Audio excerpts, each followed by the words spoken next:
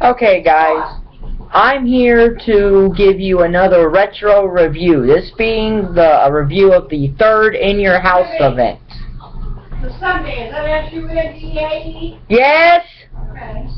This being the third WWE In Your House event, which took place on September the 24th, 1995, from the Saginaw Civic Center in Saginaw, Michigan.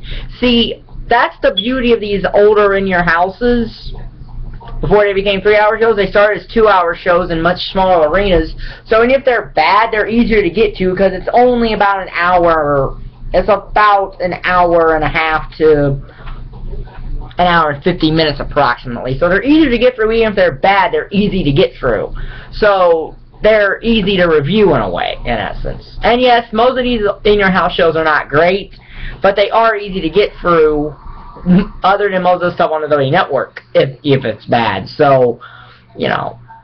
Our opening match was Savio Vega versus Waylon Mercy. Dangerous Dan Spivey brought back with a character that I don't think I ever got, Waylon Mercy. And after this, Waylon Mercy was gone.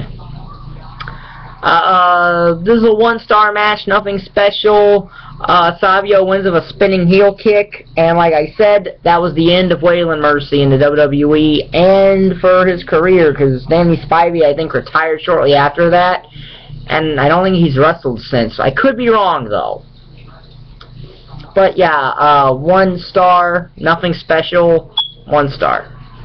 Then we get Sid versus Henry Godwinn. Half a star, and that's for the fact that Sid actually works over Henry Godwinn's back, which he had done previously in the build of this, and actually it does set up for the powerbomb quite good. So, yeah, Sid using psychology. Who'd have thunk that? Half a star, nothing special here, just meh. So then we get the British Bulldog versus Bam Bigelow. 1.5 stars, this match. Okay for a big man match, but again, it's Bigelow and the Bulldog, so it's not a traditional big man match. Bigelow goes for his moonsault. The Bulldog ends up hitting, and he misses. Bulldog and hits him with his power slam and gets the win. Bigelow would be around till Survivor Series, so he's on his way out of this time. And Bulldog had just turned heel, so he wanted to establish him as a heel. So no real problem with this finish here. So then we get Razor Ramon versus Dean Douglas. Yeah. Someone want to explain to me how Shane Douglas named himself the franchise? Because Shane Douglas has had a lot of failed gimmicks in his career. This being one of them, Dean Douglas from the University of Knowledge. I'll tell you this right now, this is his career highlight in the WWE, besides being the Intercontinental Champion for literally a cup of coffee, because I believe he was handed the next month due to injury, and then he lost it in the opening in one of the matches of that event. I could be wrong, though. I've never seen the 4th In Your House, but I'm thinking that's what happened. But Dean Douglas, or Shane Douglas, actually beats Razor Ramon here off of interference from the 1-2-3 Kid.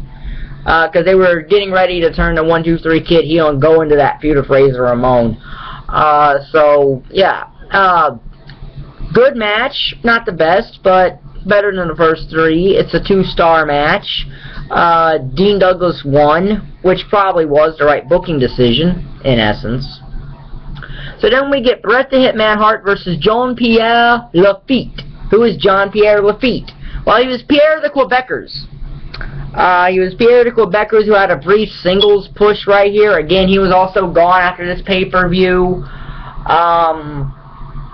In fact, half the people of this pay-per-view who were in matches, Lafitte was gone right afterward. Dean Douglas lasted till right after Survivor Series. And Bigelow left after Survivor Series and went to ECW. Or somewhere.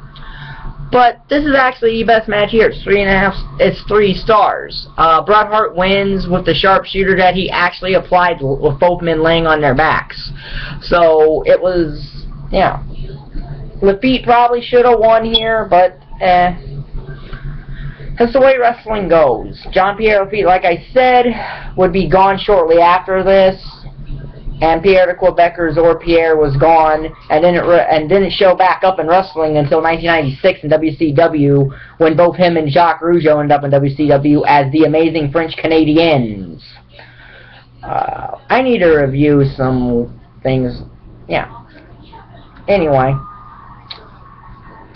So, our next match, the triple hitter match. You're wondering, what's a triple hitter? Well, you remember that match from Backlash 2001 in which the WWE Championship, the Intercontinental Championship, and the tag titles were on the line?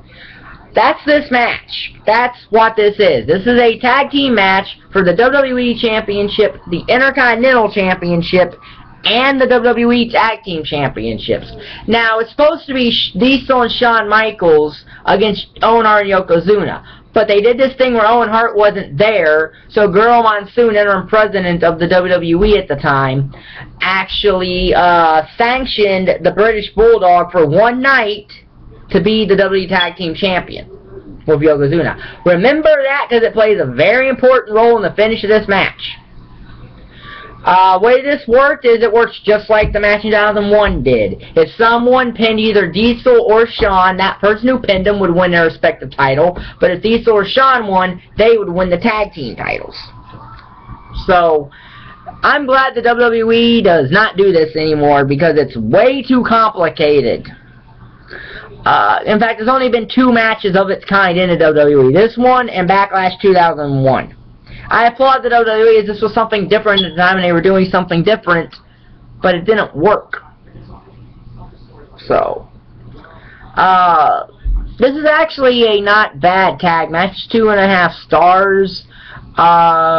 Finish comes when Owen Hart comes in and Diesel jackknifes Owen Hart and pins Owen Hart. Now keep this in mind. I just said that the British Bulldog and Yokozuna were the sanctioned WWE Tag Team Champions at this time. Diesel pinned Owen Hart, which means he technically legitimately pinned a guy not in the match.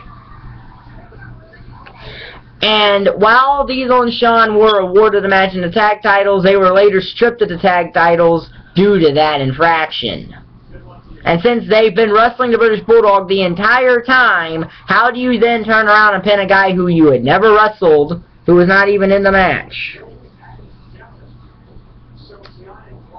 So, you know, they messed this up in a way. Bulldog would go on to face Diesel, I believe, the next month. And I think Owen and Yoko were given a tag title rematch or something like that. I don't really remember.